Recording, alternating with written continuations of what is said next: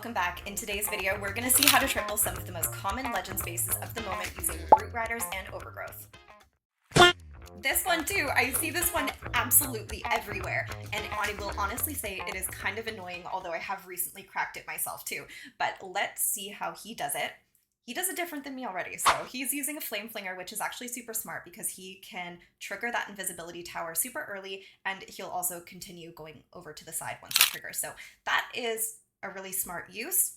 I might take a page out of that one. Gotta wait for that now. Flinger is slow, that's for sure.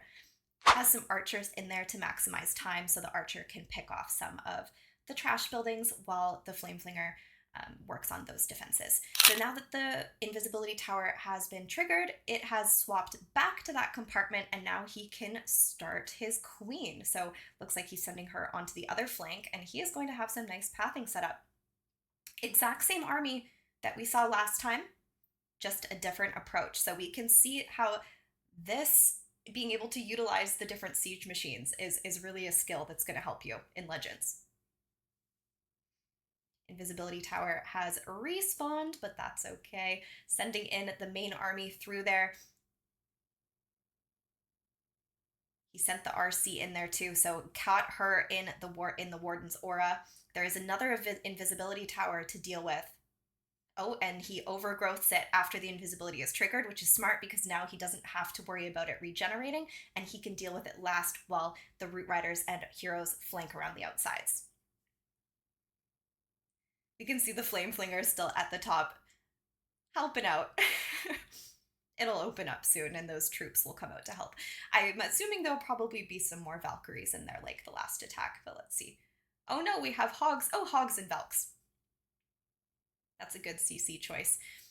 Okay, we have an RC compartment. The king has gotten into it. Getting her down. There we go. There she goes.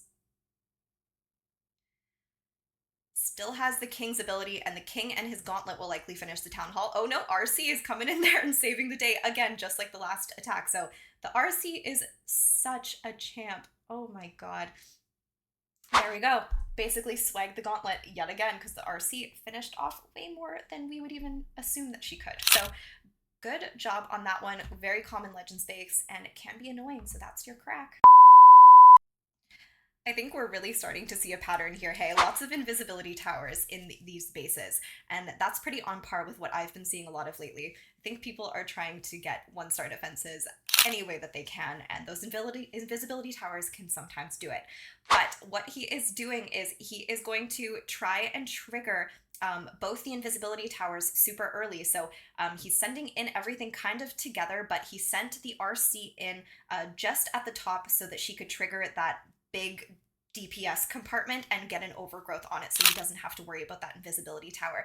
And because he put that down, now nothing's going to path that way and everything can kind of focus on getting the town hall and everything else around it. So this is looking really good because as soon as the log launcher opens up, it's going to be able to help get down the town hall, and then he's not even going to have to worry about it. So he puts a rage down quickly so that they can deal with it and then move on over to that big DPS zone. So the overgrowth wore off, and now the RC is going to help pick off all of those expos. She doesn't get all of them, but that's okay. We still have so many troops left. He swagged a poison, didn't even end up needing it. This is looking so good and so crushed. The king and his gauntlet are picking off that compartment, and there's really not much left of the base. We still have the queen ability, and she is full health. It is looking so good. Another crack for a common legend space. Oh yeah, this is a common style at the moment. Centralized town hall, invisibility tower, and a lot of those defenses kind of packed in there. So they are hoping for a 1-star with this layout, but you can see that he's going to counteract the invisibility tower risk by using a log launcher to trigger it early. So super smart approach. Sends the root riders and the main army kind of in a line, flanking the queen and the king. So it is looking good so far. Uses the warden ability to protect all of the root riders. I think he caught every single one in aura, and they are splitting off, which is nice. So they're going to help kind of either side of those flanks. The CC is triggered. We have some rocket loons in there. Log launcher made its way pretty far. We have some troops in there. Looks like there are some Valks. They're clearing out some of the defenses in there. Doesn't get all of them, but got some. Overgrowth was used on one of the ricochet cannons and the town hall and the back end mono. So he's going to deal with the town hall and everything last. Saving the gauntlet ability will be key here to push through all of that, because there is still a fair bit of defenses, but we have so many hero abilities and a bit of spell support. Sends in the last little bit of the super barbarians, and they are helping out the queen here while she regains some health, saving her ability. So we had the hog puppet on the RC, and man, that hog puppet does so much damage. Didn't even end up needing the King's Gauntlet ability. He basically swagged it at the end because the RC just finished everything. So that was a really good attack, easy way to triple a very common top legend space. Last up, we have a super common box, but this one has double poison, so we are changing it up from the invisibility for our grand finale. He is flanking his queen, which is super smart because he's going to get a nice funnel out of her while he sends the main push in through the Eagle artillery. Still has the Warden ability, hasn't used it yet, wants to capture everything, and he does. It's so good because the poison tower just triggered, and so did those bomb towers, but the aura was present for those, so they took no damage. And this is looking really good. The town hall hasn't been triggered yet, so he doesn't need to drop his overgrowth. There we go. He gets it down, and the CC is pulled. We have the queen going off to the other side, and the way that he is flanking the queen on these attacks is honestly one of the differences between, I guess, like the spammers and the pros, and what really makes a leaderboard player, because he brings those wall breaks for the queen and when he flanks her, and to get her into these areas where she might not be able to, and that could be the difference between a triple and a high 2-star. So it's really good to see how the mind works in some of these top players.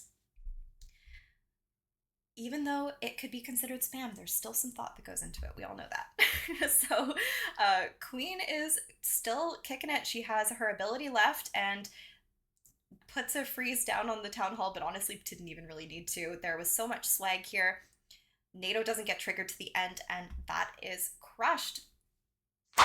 So that's what we have it. 4 common legend spaces and 4 ways to triple them using Overgrowth and Root Rider. So I hope you enjoyed the video today, and stay tuned for next time.